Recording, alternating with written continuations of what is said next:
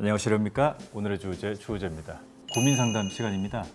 저희가 그때 박진주 씨랑 한번 T와 F 같이 상담을 하는 게 좋지 않을까라는 생각으로 진주 씨를 모셨었는데 크게 도움이 되지 않았어요. 그래서 농담이고요. 예, 오늘은 손님 없이 예전처럼 제가 여러분들의 사연을 받고 제가 말씀드리는 것들이 정답일 리 없고 사실 저도 그냥 지나가는 어떤 행인 일로서 그냥 의견을 한번 전달해 볼 뿐이고 저의 생각일 뿐이니까 가볍게 그냥 듣고 넘겨주시길 바랍니다. 저는 그냥 여러분들의 사연을 들어드리는 리스너로서의 역할을 한다고 생각을 하기 때문에 그렇게 생각해 주시면 좋을 것 같습니다. 상담이라는 단어 좀 그렇다. 고민들이 여러 가지가 왔는데 일단 이번 영상에서는 여러분들의 인생 고민에 대해서 좀 얘기를 해볼 거고 다음 영상에서 아마 연애 고민 상담 해볼 건데 고민 상담 하기 전에 착장 소개 먼저 하고 시작하도록 하겠습니다. 일단 상의로 입은 거는 이 말끔하고 깔끔하고 정갈한 요 니트는 포터리의 컴포트 포켓 폴로 니트입니다. 저는 네이비 컬러로 이렇게 착용을 했고 지금 제가 입어본 착용감으로는 이게 캐시미어가 100% 들어가 있어요. 캐시미어 100%라는 게 아니고 캐시미어가 100% 함유가 돼 있을 것이다 라는 착용감에서 느껴지는. 왜 그렇게 느꼈냐면 살에 닿는 느낌이 까끌하지가 않아요. 제 기준이지만 저 근데 되게 예민한 편이거든요. 저 울 니트 못 입어요. 울백 니트는 아예 입으면은 저 바로 여기 빨개지면서 이제 계속 여기 아마 내가 들고 있을 거야. 근데 입었을 때 느낌이 부드러운 걸 보니까 캐시미어가 많이 함유가 된 것 같고 핏은 딱 그냥 직장인 분들이나 저 정도 나이대 아니면 저보다 좀 어리신 한 30, 40대 분들이 입었을 때 딱 정갈하게 레귤러하고 스탠다드하게 입을 수 있는 딱 그런 정핏의 느낌이고 그리고 여기 포켓이 이렇게 있는데 아웃 포켓 느낌보다는 약간 립 포켓 느낌으로 약간 히든 포켓의 느낌으로 이렇게 돼 있어요. 왜냐면 아웃라인이 안 보이기 때문에 이렇게 깔끔하게 처리가 된 니트고 그리고 버튼은 3개인데 이렇게 다 잠그셔서 아예 깔끔하게 입으셔도 되고 이렇게 딱 잠그면은 약간 좀 오히려 좀 섹시한 느낌. 그러니까 약간 좀 가색 가려서 섹시한 느낌. 뭔지 알아요? 가색. 그리고 이것도 좀 풀면 약간 좀 내추럴한 느낌. 저는 2개 풀고 입었습니다. 보시다시피 이게 되게 깔끔한 스타일이다 보니까 직장인분들이 그 슬랙스 같은 거에 착용하고 출퇴근하셔도 좋을 것 같고 그리고 일상에서 데님이나 치노 이런 거랑도 되게 잘 어울릴 것 같고 저는 지금 그냥 데님 팬츠랑 이렇게 입었는데도 되게 잘 묻는 느낌인 것 같아요. 약간 겨울에는 이너로도 되게 좋을 것 같고 전체적으로 총평은 약간 좀 활용도가 되게 많을 것 같은 그런 느낌의 니트인 것 같다는 생각이 듭니다. 이 니트가 포터리 제품인데 이번에 콜라보로 나온 제품이어서 요거 관련된 이벤트 내용은 저희 더보기란 보시면 확인하실 수 있으니까 더보기란 확인하시고 구경하시면 좋을 것 같습니다. 자, 깔끔하게 오늘 입고 고민 상담 한번 가보시죠. 자, 첫 번째 사연입니다. 닉네임 괴로운 옥수수. 저는 임원 비서실에서 근무하고 있는데요. 모시는 임원께서 자꾸 시도 때도 없이 방구를 날리십니다. 테토남. 진짜 웃음 참기도 너무 힘들고 다들 듣고도 모른 척하는 게 다 보여서 힘들어요. 어떻게 하면 현명하게 해결할 수 있을까요? 이 답 없는 고민을 제발 해결해 주세요.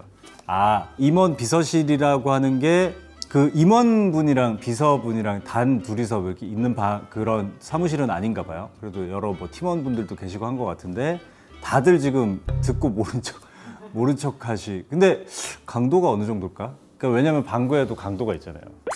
가 있고 내가 컨트롤하려고 노력했다 정도가 있고 컨트롤 왜 해? 빵!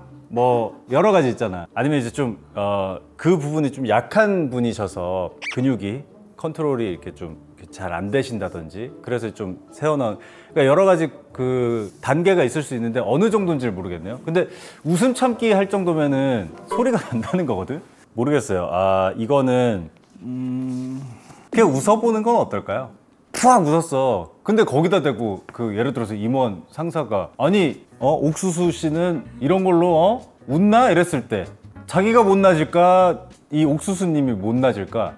왜냐면 이 상사분이 제가 볼 때 본인이 끼고 못 들었겠지 할 수도 있을 것 같아요. 왜냐면 다 모른 척 하니까.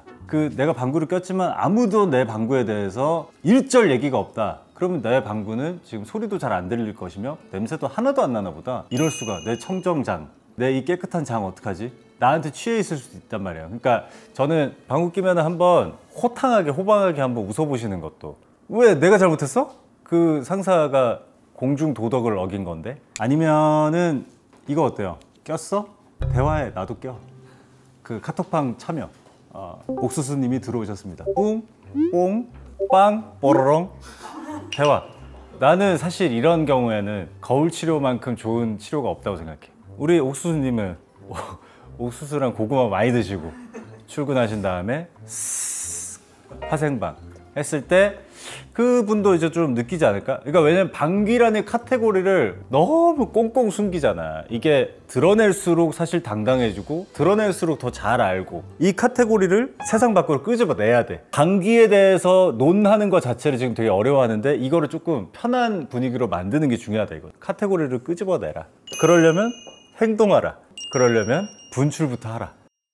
여기까지 가기 싫으면 일단 한번 투악 한번 웃어보시고 그러면은 되지 않을까요? 자, 다음 사연. 동생 설득하는 방법 알려주세요. 우재 오빠 안녕하시렵니까? 저는 오빠라고 부를 수 있는 연예인이 몇 안 되는 만 35세 대주주입니다. 저는 현재 박사과정 중이고 대학원과 연구에 집중하기 위해 얼마 전 퇴사를 했어요. 석사 졸업 후 일을 하다가 다시 학교로 돌아오게 됐고 벌이도 반으로 줄었겠다 절약하고자 학교 근처로 이사를 했습니다. 태어나서 처음으로 집에서 바퀴벌레를 보았고 돌아오면 집안 곳곳 러브버그, 모기, 호랑나방 문을 열고 다니는 거 아니에요 이 정도면? 나이 들어 다시 하는 공부도 어렵지만 집순이인 저로서는 집에 들어가기가 무섭고 그런 상황입니다. 근데 마침 한 살 어린 남동생이 서울로 이직을 하게 돼서 이사를 오는데 저는 사실 동생과 같이 살고 싶은 마음입니다. 각자 차가 있고 제 학교나 동생 회사도 서울 외곽이라 제가 내는 월세, 동생이 낼 월세 합치면 적당한 위치에 있는 3룸, 화장실 2개인 곳에서 살 수 있거든요. 근데 문제는 제가 동생과 상극 중에 상극이라 요즘도 마주치면 시시각각 말다툼을 한다는 것입니다. 제 동생 정말 착한데 저를 정말 잘 긁고 저도 그걸 허허허 녀석하고 넘어가야 하는데 그게 쉽지 않은 거죠. 둘이 합쳐서 70이 넘는 나이인데 아직 싸우고 있는 우리. 동생도 같이 사는 걸 긍정적으로 보다가 자꾸 싸우니 그럴 바에는 원룸에서 자기는 혼자 산다는 거예요. 우재 오빠는 형님과 사이가 매우 좋아 보이시는데 저희도 사이는 좋지만 늘 싸웁니다. 어찌할까요? 어떻게 할까요?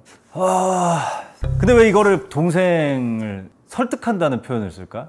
본인이 먼저 고칠 생각을 하면, 그러니까 나는 이제 무조건 뭐 이 싸움에서 져라 막 이런 건 아닌데, 예를 들어서 이 상황을 본인이 제일 잘 알고 있고 나는 하나도 안 변할 건데 동생을 그래도 어떻게든 같이 살게 할 수 있는, 설득할 수 있는 방법을 찾을 수 있을까요? 전에 그렇게 같이 살고 싶으면. 사실 동생은 이 입장에서 갑이에요 지금. 뭐 어쩌라고, 나는 원룸 좋아, 난 살 수 있어. 벌레? 난 나도 상관없어. 근데 이제 우리 그 누나분이 오히려 지금 어떻게 보면 상황적으로는 을인 거잖아요. 그러면은 본인이 먼저 한 발짝, 동생이 뭐라고 하든 허허허 녀석 그럴 수 있지 하는 마인드 장착을 먼저 이렇게 해볼 생각이라도 해야 되는데 모르겠네요. 저희 형과 사이가 매우 좋아 보이시는 데라고 했는데 사실 제가 형과 사이가 매우 좋아진 이유가 따로 살아서입니다.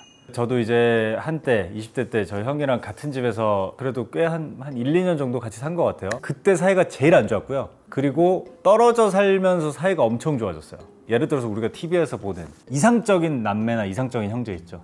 뭐 서로에게 매일 덕담을 하고 막 모르겠어, 그런 세계관이 있는지 모르겠지만 항상 그 아끼는 말, 사랑해, 내 동생 밥은 먹었니? 형이 뭐 오빠가 밥 사줄까? 예를 들어서 그런 집안이라면, 그런 형제 사이라면 저는 같이 사는 건 뭐 당연히 좋죠. 근데 그 외에 우리가 아는 일반적인 그 형제들끼리는 저는 그냥 원룸이나 1.5룸에서 각자 사는 게 서로를 위해서 좋지 않을까. 아니면 차라리 1.5룸 뭐 원룸 이런 데를 가까운 데를 사는 게, 뭐 예를 들어서 벌레나 이런 게 좀 나오면 동생 잠깐 불러서 뭐 이렇게 처리를 할 수 있게끔 그 정도로 타협을 보는 게 낫지 않을까. 그렇게 같이 지내고 싶으시면 구랄 쳐.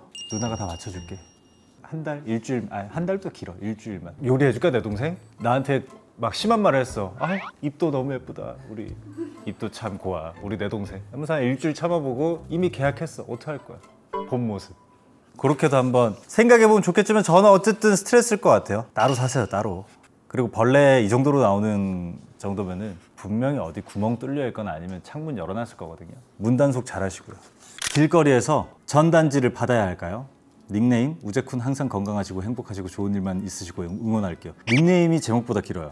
길거리에서 전단지를 받아야 할까요? 친구들이랑 논쟁이 되었던 주제예요. 저는 길거리에서 전단지를 나눠주면 어르신이든 다른 분들이든 안 받는 편이에요. 안 받는 이유는 받아서 보지도 않고 버릴 건데 받는 게 더 종이 낭비라고 생각해요. 옛날에는 받았었는데 워낙 종교적인 것도 많다 보니 어느 순간부터 받지 않게 되었어요. 그런데 친구는 전단지를 주시는 것도 그분들의 일이고 우리가 전단지를 받기만 하면 어르신들의 일이 끝나는 거라고 받아야 된다고 하더라고요. 저는 어르신을 되게 좋아하는 편이라 봉사도 다니지만 모두 각자의 일을 하는 것이기에 굳이 안 볼 거면 안 받아도 된다고 생각하는데 우재님은 받아야 된다고 생각하나요? 제 주의 자체가 저는 이 세상에 법을 지키는 거 외에는 저는 꼭 그래야만 한다라는 생각을 가두는 걸 되게 싫어하는 사람이거든요. 그러니까 뭔가 어떤 상황에서는 꼭 이래야만 한다? 난 그런 거 없다고 생각해. 내가 판단하고 내가 남한테 피해 주지 않는 선에서 할 수 있는 거면 저는 다 본인 나름의 생각대로 하는 게 맞다고 생각하거든요. 그래서 저는 사실은 뭐 그때그때 달라요. 전단지 이렇게 주시는 그 상황들이 뭐 어디서 이제 생기면은 주로 이제 나눠주시는 분들의 어떤 애티튜드를 좀 저는 조금 보는 편입니다. 약간 화내는 분들 계세요.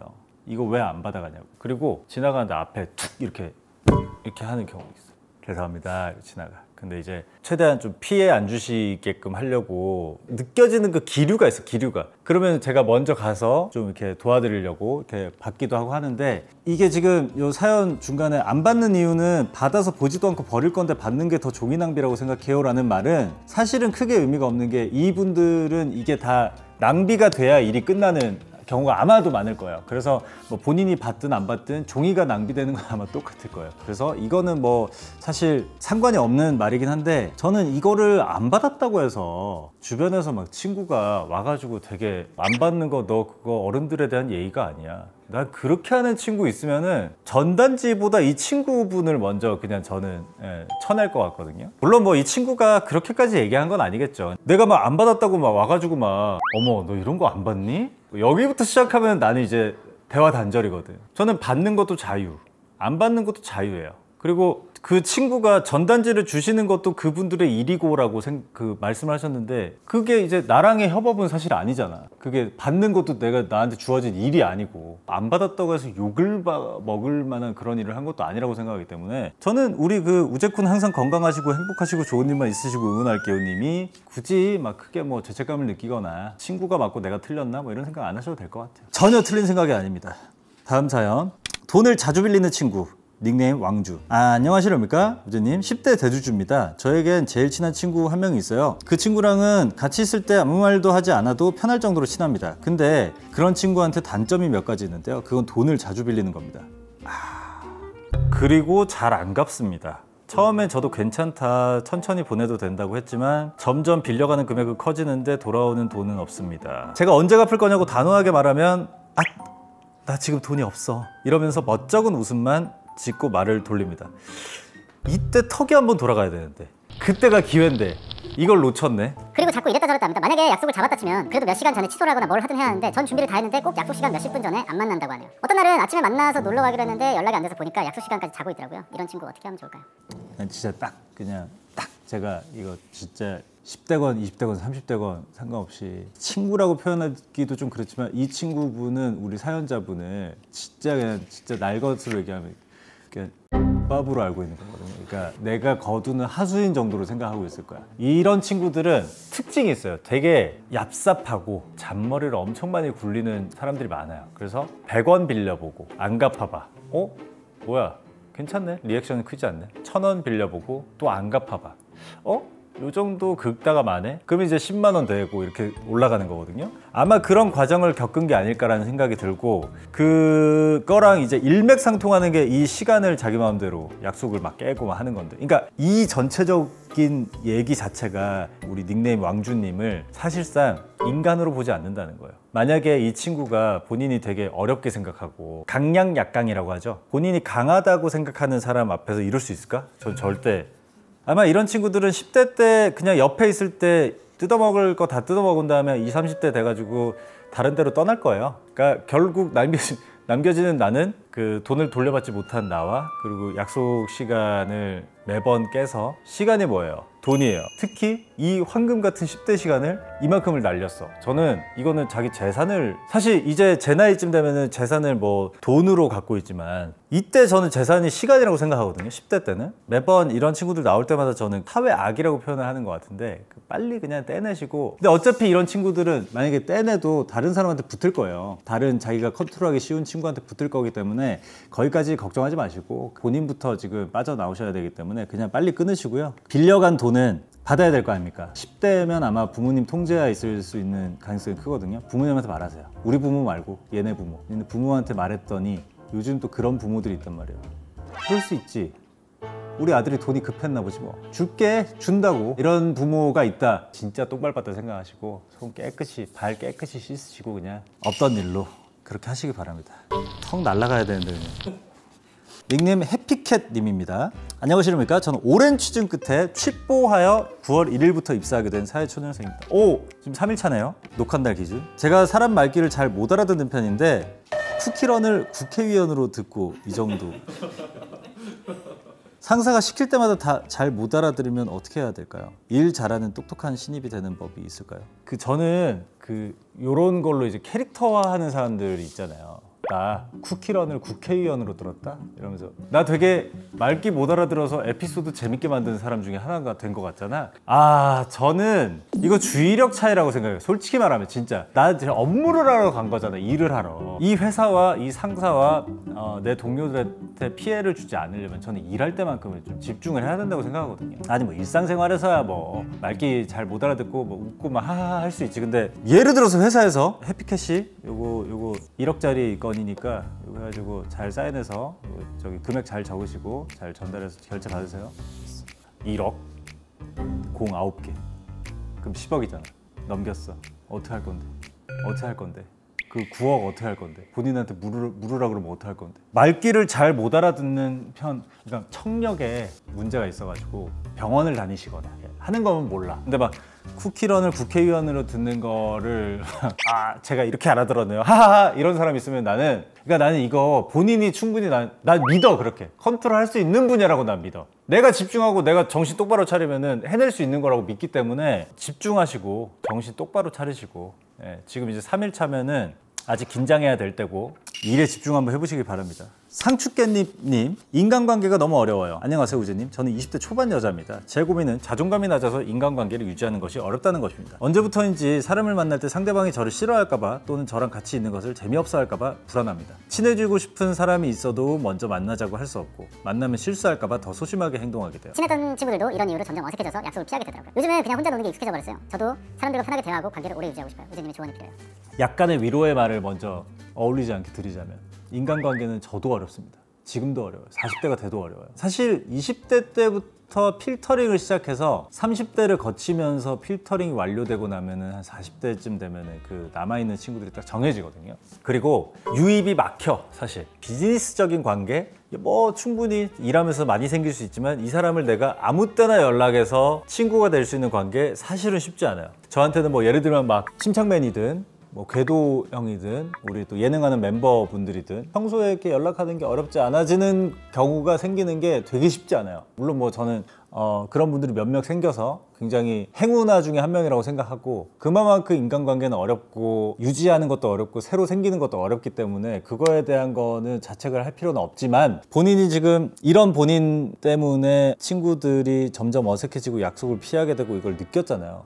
그럼 바꿀 생각을 해야지. 우리가 모든 거를 일을 해결할 때 단계가 어떻게 돼요? 문제인식을 했어. 그 다음 뭐야? 그대로 살아? 고칠 방법을 생각. 그 다음에 실험을 한번 해보고 이런 경우가 더 낫구나 깨닫고 그 다음에 고치고 이 과정을 계속해서 사이클을 돌려야 내가 더 나은 사람이 되는 거지. 나는 자존감이 낮고 나는 소심하고 내가 같이 있을 때 어떻게 될지 모르니까 나는 이런 사람이니까 에서 끝나.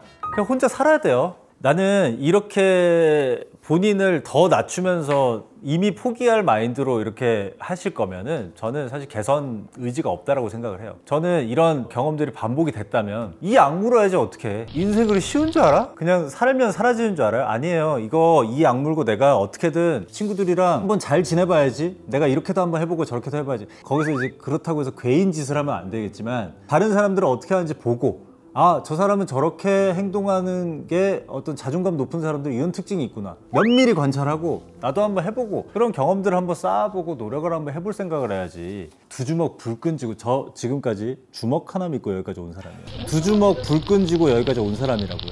그러니까 우리 그 상추깻님 님도 두 주먹 불 끈지고 아직 20대 초반이니까. 그리고 사실 본인이 모를 수도 있어. 본인 성격을 20대 초반이면 그냥 자연스럽게 지내다 보면 자리가 잡힐 수도 있고요. 본인이 지금 너무 심각하다고 생각하시면 여러 가지 노력을 좀 해본 다음에 이런 거를 좀 생각을 해봐야지. 너무 빨리 포기하시는 거는 저는 자신에 대한 되게 무례라고 생각합니다. 감정 기복이 심해서 힘들어요. 아수라 백장님. 안녕하십니까. 20대 후반의 여성 애청자입니다. 저는 샤워하고 잠들기 직전부터 미치게 센치해지는 게 고민입니다. 예를 들어 남자친구가 잠에 들 시간이 아닌데도 연락이 안 되는 경우 나를 싫어하나? 나를 피하나 등 감정이 유독 심하게 상해 이상한 상상의 꼬리를 물어 입 밖으로 헤어지자라는 이별의 연습하기도 하고요. 낮엔 엄청 좋다가도 밤만 되면 너랑은 결혼 생각 없다, 너랑 하면 연애가 힘들다 등 갑자기 상처 주는 말도 해서 남자친구 입장에서 어이없던 상황도 종종 있었어요. 애인 관련이 아니더라도 자주 울기도 하고 화도 많이 납니다. 잠자고 일어나면 다시 괜찮아지는데 밤만 되면 감정 기복이 심해져서 잠도 새벽을 넘기게 됩니다. 최근 병원에서 스트레스 검사를 했는데 39세가 나오고 심각이라고 하더라고요. 저도 안 좋은 생각과 상상을 멈추고 싶고 최대한 긍정적으로 살고 싶은데 이게 유난히 밤만 되면 더더욱 부정적 기운이 몰아칩니다. 우재님은 신뢰하지 않으시겠지만 MBTI는 ENTP고요. 저 미치는데 MBTI? 왜 신뢰하지 않는다고 생각해요? 저는 MBTI 신봉자인데요. 이미 포기한 지 오래됐어요. 저는 MBTI로만 인생을 사는 사람이에요. 저는 ENTP이고 혼자 살아요. 사람들과 대화하는 걸 좋아해요. 혹시 우재님이 추천해 주실 만한 상상이나 감정 기복을 멈추는 방법 따로 있으실까요? 저는 감정 기복이 거의 없는 편이에요. 저는 그냥 저는 저수지 같은 사람이고, 이분은 굉장히 큰 바다 같은 사람인 것 같은데 저한테 추천해 줄 만한 걸 물으신다면 저는 항상 뭐 이런 것도 연애도 마찬가지고 사람 관계에서도 마찬가지지만 저는 기대감을 되게 낮추는 편이고 늘 얘기하지만 기대감을 낮춰요. 저는 그냥 낮은 기대감으로 항상 살아요. 상대든 누구든 살짝만 쳐줘도 크게 감동으로 다가오고 오 만족스러운데? 라는 감정이 생겨요. 예를 들어서 뭐 연애 중이야. 근데 뭐 특별한 상황은 다르지. 뭔가 제 연인이 있어요. 근데 이 연인이 어딜 갔어. 어디 여행을 가거나 뭐 이렇게 했어. 근데 밤 늦게 연락이 안 돼. 그러면 좀 걱정이 될 수도 있겠지. 근데 그냥 일상생활에서 뭐 밤에 잠깐 연락 안 된다고 내가 나를 싫어하나? 전혀 그런 생각을 해본 적도 없고 어련히 연락하겠지 정도로 저는 생각하고 지내는 편인데 사실 지금 사연 요 정도 주신 거로 생각해봤을 땐 저는 조금 심각하다고 생각하거든요. 기분이 좋고 나쁘고의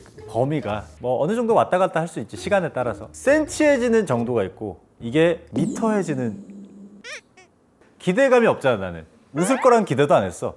근데 웃었잖아. 얼마나 기분이 좋아. 더 깊어지는 거랑은 좀 다르다고 생각해요. 저는 이거는 제 영역은 아닌 것 같고 지금 병원에서 스트레스 검사도 받았다고 하시니까 저는 병원을 한번 다녀보시는 게 이게 되게 무책임하다고 얘기하시는 분들도 있겠지만 저는 이게 책임이라고 생각해요. 왜냐면 제가 상담 프로그램을 되게 오래 했었잖아요. 실제로 병원 가는 거를 되게 흠이라고 생각하고 좀 안 가고 버티시는 분들 되게 많단 말이에요. 근데 실제로 병원 가서 상담해 보시고 아니면 뭐 처방을 받아 보시고 하면서 나아지는 경우가 너무나도 많기 때문에 저는 이게 본인이 지금 못 견디겠고 매일매일 이렇게 겪는다면 전 사실 제일 불쌍한 건 남자친구거든요. 지금 저도 20대 때 이런 느낌에 어디다 장단을 맞춰야 돼 하는 분을 만나봤었기 때문에 저는 공감을 해요. 이런데도 불구하고 남자친구가 안 떠나고 있어준다?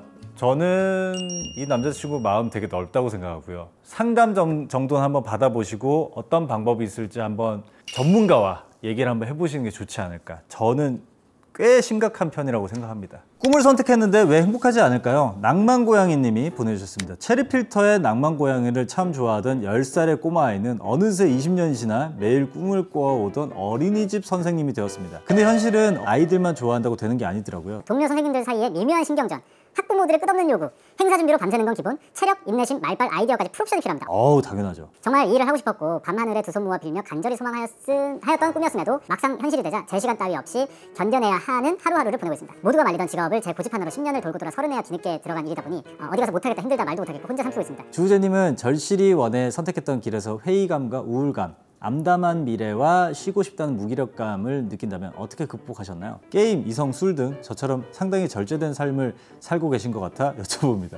나이는 속절없이 흘러가는데 여초 회사다 보니 이성도 모두 유부남인 학부모님들 뿐이고 계속되는 업무량에 휴가 때마다 병원행입니다. 건강을 위해서라도 이 일은 잠시 멈추는 게 맞을까요? 아니면 무조건 버티는 게 맞을까요? 와, 제가 우리 아린이 조카 그 하원을 이제 몇 번 시킨 적이 있잖아요. 그래서 그 선생님들을 만난 적이 같이 막 사진도 막 같이 뭐 찍어드리고 하고 왔는데 대단하신 것 같아요. 나도 깜짝깜짝 놀래요. 그 우리 조카가 어린이집에서 하는 것들 보잖아요. 이렇게까지 다 나도 놀고 싶다. 나도 가서 놀고 싶다 할 정도로 이렇게까지 다양하게 준비를 하고 매일매일이 축제야. 진짜 내 컨텐츠 아이디어를 얻고 싶을 정도로. 저도 키즈노트 맨날 보거든요.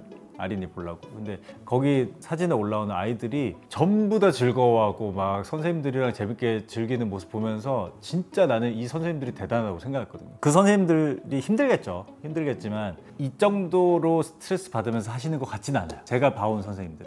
당연히 직장이니까 일을 하면서 스트레스는 받고 좀 삐걱거리기도 하겠지만 이 정도로 스트레스 받는 정도라면 저는 멈추는 게 맞다고 생각해요. 왜냐면 결국 이 스트레스가 본인한테만 피해가 오느냐? 저는 이게 다 아이들한테 간다고 생각을 하고 본인의 의도치 않게 이 방향이 주변으로 갈 수 있는 직종 중에 하나이기 때문에 이게 지금 본인이 되게 멈칫멈칫하는 이유가 나는 어린이집 선생님이 될 거야. 너 두고 봐. 너 두고 봐. 엄마 두고 보세요. 선생님 두고 보세요.